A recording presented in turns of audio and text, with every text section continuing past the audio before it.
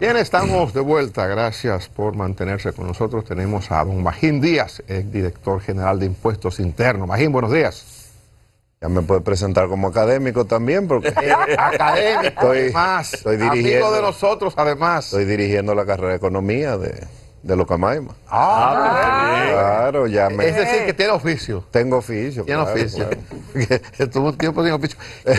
¿Cuál es el requisito para una persona que se mantuvo como director de Impuestos Internos? ¿Tiene que estar algún tiempo fuera de 6 meses. 6 meses? Sí, eso está bien. Hay otras instituciones que es un año, Un año. como el Banco Central, Superintendencia de Valores, un año. Super de Banco. Sí, exacto. En el caso de DGI son 6 meses. 6 meses, qué bien. O sea, rápido. Mire, Magín, el país estuvo amenazado la semana pasada de que hoy le iban a presentar el proyecto de reformas en la semanal, el proyecto de reforma económica. Pero resulta que la dirección de prensa de la presidencia aclaró, no es hoy. Lo que quiere decir que puede ser la semana que viene. Y eso nos debe indicar que el proyecto ya está listo. Dicen que eso se ha manoseado mucho, pasado por muchas manos. Yo quiero saber, ¿qué sabe usted del proyecto? Bueno, se ha manoseado mucho porque es que ya en el 2021 había un proyecto.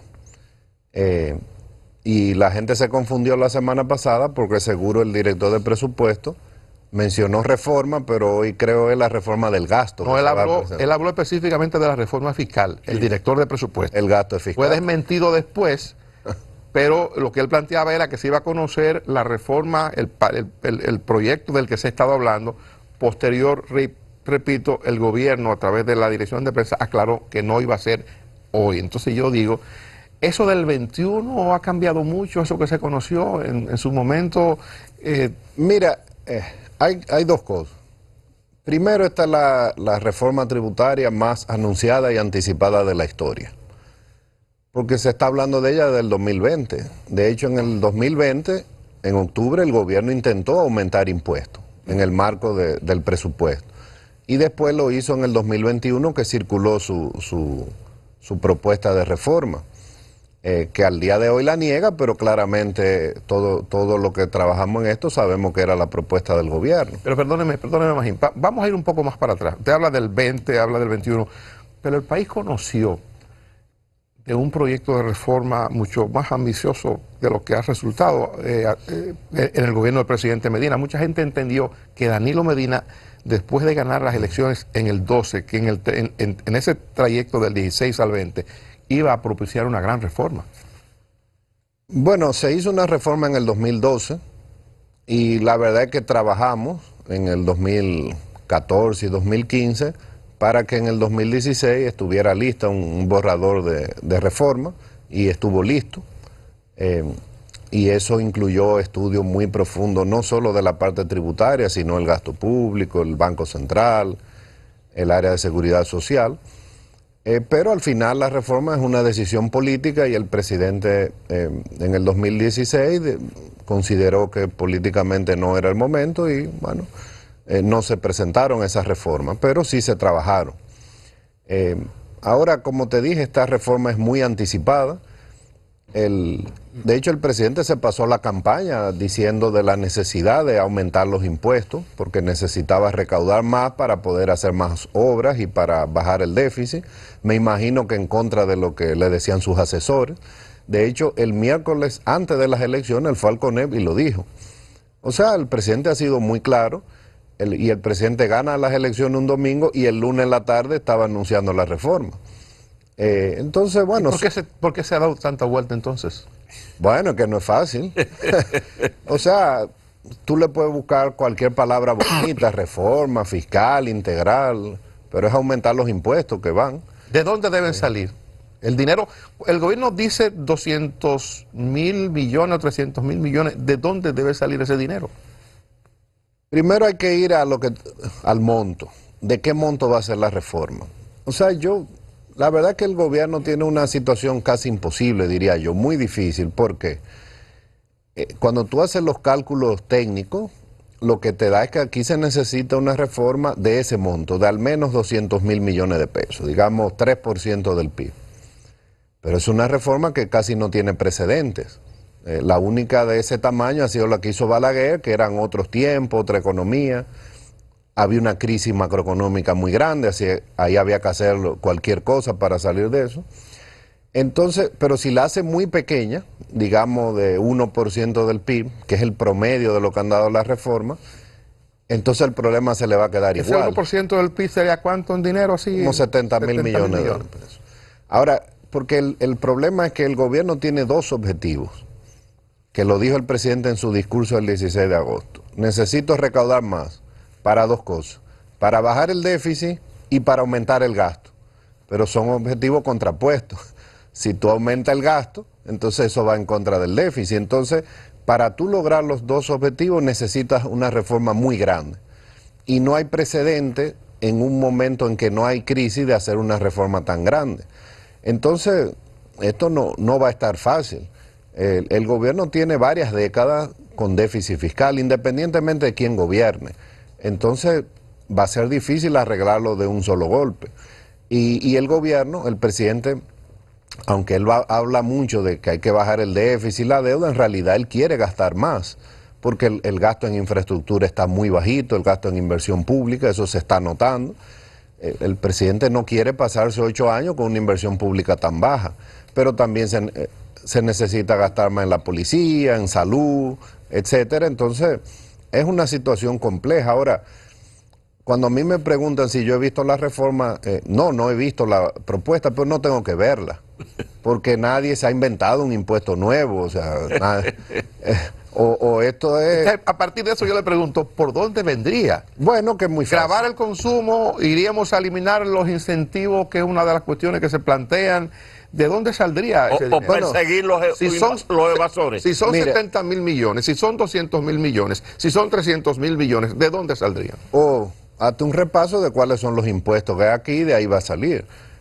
O es más ITEVI, la tasa no se puede aumentar porque es muy alta, entonces ponerle ITEVI a los bienes que no tienen. Esa va a ser una opción que el gobierno va a tratar de hacerlo. Y lo otro son los otros impuestos. ¿Qué tenía la reforma del 2021? Más impuestos sobre la renta, más impuestos a los vehículos, más impuestos al IPI, al impuesto a la propiedad. ¿Y no cabe ahí controlar los evasores? Bueno, el gobierno va a tratar, pero eso lo que te va a decir es que va a hacer todo el esfuerzo, que se ha modernizado, bla, bla, bla, pero eso no te da recursos en el corto plazo. Entonces la reforma no puede ser, voy a luchar contra los evasores. Y eso también está requiriendo un cambio de discurso en las autoridades. Porque lo que dijeron las autoridades, no, Magín maltrataba a la gente, no, perseguíamos delincuentes. Entonces, bueno, está controlada la... ¿Y ahora no se persigue? Bueno, ahora ha tenido que perseguir un poquito, tú ves, pero ante la presión del aumento de la evasión. Entonces, eso hay que hacerlo, porque tú no le puedes pedir a la clase media que pague más impuestos cuando hay grupos que claramente te están evadiendo en la cara.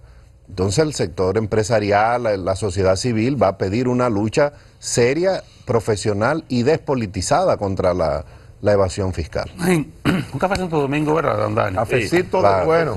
No, como tú bien has apuntado, aquí se sabe lo que hay que hacer. Y tú referías a los estudios que se hicieron en su momento y estaba todo listo para el 2016, se tomó una decisión política, bueno. Pero los estudios están ahí. Y me quiero ir a la parte de indicadores de la economía dominicana, que son también cosas que habría que atacar. Por un lado, la informalidad. Es un planteamiento generalizado, bueno, a las cargas fiscales de 14, 15%, bueno, los que pagamos impuestos formalmente pagamos mucho más de ahí. Entonces, la batalla, digamos, la política pública hacia combatir o reducir sustancialmente la informalidad, por un lado, como forma de integrar más gente a la formalidad y con ello aumentar la cantidad de contribuyentes reales. Y el combate a la evasión, ya no como medida de persecución solamente, sino también con la aplicación de políticas públicas. Por ejemplo, uno de los impuestos más evadivos es el ITEVIS. Bueno, hay medidas como la generalización del ITEVIS, aunque sea con diferentes escalas, que permite reducir la evasión del ITEVIS de forma prácticamente instantánea, solamente con esa aplicación de políticas así. Por ahí pudiera venir algo, o de los estudios que se han hecho, ¿hay sugerencias en esa dirección? Bueno, lo que yo he aprendido en 20 años de experiencia en el sector público que tuve, es que no hay solución instantánea ni mágica. Esto es fácil, no va a ser. Ahora, cuando tú hablas de la informalidad, ¿a qué informalidad nos vamos a referir? Porque hay informales que es una economía de subsistencia, que es lo que produce el modelo económico de aquí. Entonces eso no se va a resolver. Fíjate que la informalidad que publica el Banco Central, que es la laboral, sigue por encima del 55%. Ahora, otra informalidad que es a la que tú seguro te refieres, y los empresarios, es a los defraudadores, los evasores. Y eso sí hay que perseguirlo, pero hay que perseguirlo con un plan, con una estrategia integral, con ayuda del Ministerio Público, además despolitizado. Tú no puedes venir cada 4 años y decir que el que sometió antes eso estaba mal. No, tú tienes que tener una política de continuidad de Estado. Entonces, eso hay que hacerlo, la sociedad lo va a exigir y lo está exigiendo. Mira cómo todos los gremios se lanzaron, espérate, los chinos están evadiendo y el gobierno no, eso no es así. Bueno, una semana antes de las elecciones, mágicamente cerraron unos cuantos chinos. Bueno, la sociedad va a exigir ahora, si tú me vas a aumentar los impuestos, dime cuál es tu plan, pero un plan que sea serio, porque la gente no va a estar dispuesta a pagar más impuestos. Ahora, como yo te dije, o sea, eso no te va a dar recursos en el corto plazo. Luchar contra la evasión debe ser una lucha continua, sistemática, un plan a 20 años, para ir también cambiando la cultura, que aumente la percepción de riesgo, con una administración tributaria aduanera profesional.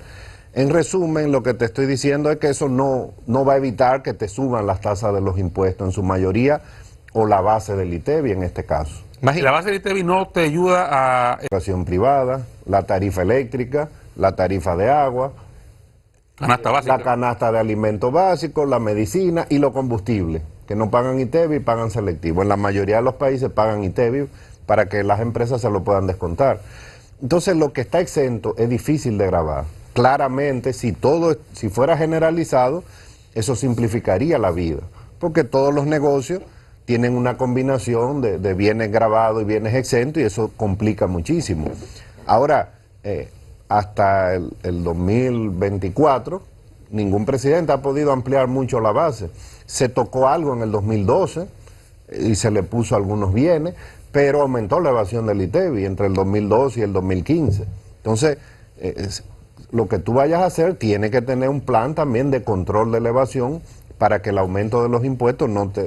Pero con tasas diferenciadas, por ejemplo, eso exento, tasas bien pequeñas de 2 o 3%, como pasa en otras partes del mundo. Bueno, España, por ejemplo.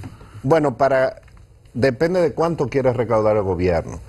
Yo creo que si se va a pensar en tasa diferenciada aquí, se tiene que pensar en 8 o 10%. Si le pone 2%, no va a recaudar lo suficiente y va a crear un problema administrativo. Entonces, una opción es esa, una tasa diferenciada de 8 o 10%, tal vez de 18 y 8, 17 y 10. ¿Y por qué más baja no recauda tanto y genera problemas? Bueno, porque primero hay que ver cuánto tú quieres recaudar. Si es muy bajita la tasa, bueno, tú vas a tener el registro, que ahora no lo tiene, más bienes grabados, pero mucha gente va a tener saldos a favor. O sea, yo creo que eso va a crear un problema administrativo. Hay que ahí ver la opinión de la DGI. Los estudios que ustedes hicieron en su momento, ese tipo digamos, esa opción no se evaluó. Sí, se evalúa, siempre se ha evaluado, pero a una tasa, digamos, de 8 o 10%, la tasa reducida. ¿Cómo es que hacen esas grandes empresas, Magín, para evadir? O sea, ¿cómo se hacen? ¿Lo hacen con apoyo de instituciones del Estado? ¿O lo hacen, o sea, cómo se hace eso? O sea, ¿cómo una gran empresa puede hacer eso si los pequeños no escapan? Y segundo, hay leyes que existen de incentivos, como la ley 2801, por ejemplo, o la propia ley de cine, que entre otras, que quizás no recuerdo ahora mismo, que usted cree que ya no son necesarias, o sea, que ya cumplieron su función, que ya está bueno de esos incentivos. Mira, primero los incentivos son una decisión política, no necesariamente una decisión técnica. En general, los organismos internacionales están en contra. Como yo soy un macroeconomista muy extraño, que a mí me tocó recaudar porque eso es muy raro, con alguien que haga la política tributaria, luego pase por la administración. El sistema está muy complicado, porque está lleno de exención y de leyes de incentivo. Si hubiera menos exención y menos leyes de incentivo, fuera más fácil, porque hay unos procesos burocráticos terribles. Y la DGI tiene uno o dos pisos enteros para tratar de regular cientos de empleados, para regular, no para recaudar, para regular que no malucen los incentivos. Entonces, ya pronto sabremos cuál es la posición del gobierno. En la reforma del 2021, el Ministerio de Hacienda se quería llevar la mayoría. Prácticamente iba a dejar la zona franca y la de desarrollo fronterizo. Entonces, al final, hay leyes aquí que no necesariamente pasan un análisis de costo-beneficio. Algunas ya tienen, muchos años, entonces, pero es una decisión política. Y ahí, bueno, vamos a ver cuál es la intención del gobierno, ya sabremos en este mes de septiembre. Y la primera parte de la pregunta, bueno, es complicado, o sea, aquí hay mucha evasión, pero cada caso es particular.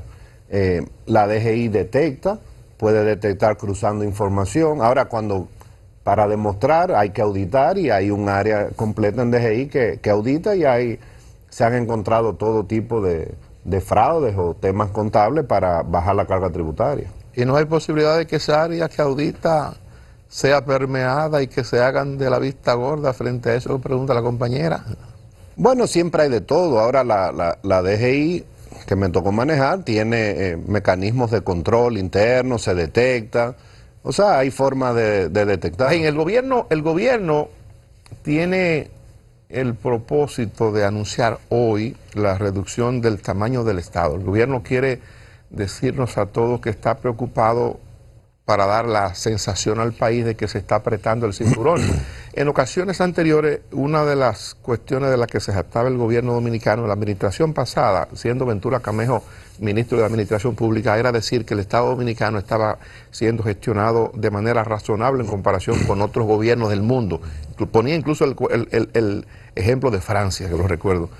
Y le pregunto yo, ¿cree que...? Claro, no comparó con Francia. Sí, nos comparó con Francia para decir que nosotros teníamos un Estado más económicamente administrado, que nos costaba menos que lo que le cuesta a ellos. Sí. Entonces le pregunto yo, frente a lo que se va a anunciar hoy, ¿usted cree que eso será de gran impacto para reducir gasto del gobierno? ¿Pudiera ser significativo lo que se procura o el resultado? ¿A mí? ¿A usted? A más India. Sí, a usted mismo. Mira, si la gente tiene esperanza de que lo que se anuncie hoy va a implicar que le van a subir menos los impuestos, que no espere eso. El tamaño del Estado, ¿cuánto era hasta el 2019? 17% del PIB, en promedio. Cuando hay una crisis sube mucho el gasto, con razón, subió a 22. De 17 subió a 22 durante el COVID. Y después baja. Pero no baja a 17. No ha vuelto a 17. No. 20. Se quedó casi en 20. Este año va a ser casi 20. Entonces, ahí está el problema. Recaudamos 14, más un puntico que recaudamos más del Banco de Reserva, de Punta Catalina, los adelantos de impuestos, 15. Pero estamos gastando 20. Entonces, ¿va a bajar ese gasto? No. ¿Por qué? Porque vamos a suponer que eliminen 10 ministerios. Si yo fuera el presidente, ¿qué hago? Déjame meter eso en inversión pública. Porque la inversión pública, y ahí podemos debatir el tema de la nómina, de los programas sociales, si ya son muchos, pero inversión pública es bajita. Para que este país eche para adelante, es verdad, hay que invertir el doble de lo que se está invirtiendo. Entonces, cualquier ahorro que se haga, no es ahorro, es para reasignar el gasto.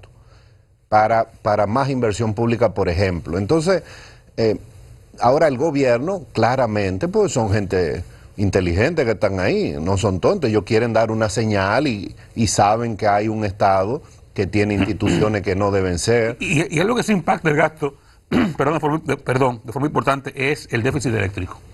Lo primero que se presentó fue un plan eléctrico. Correcto. ¿Qué le pareció lo que presentó esa semanal don Celso y el gobierno que pretenden hacer en los próximos 3 años? ¿Qué impacto puede tener eso realmente? Bueno, por lo menos hay un plan ahora. después de 4 años, porque parece que antes no había, o sea, las pérdidas Parece aumentaron. no había. No había, es difícil, le tocó una situación difícil por el aumento de los precios, pero claramente ese es un área que las notas no fueron buenas.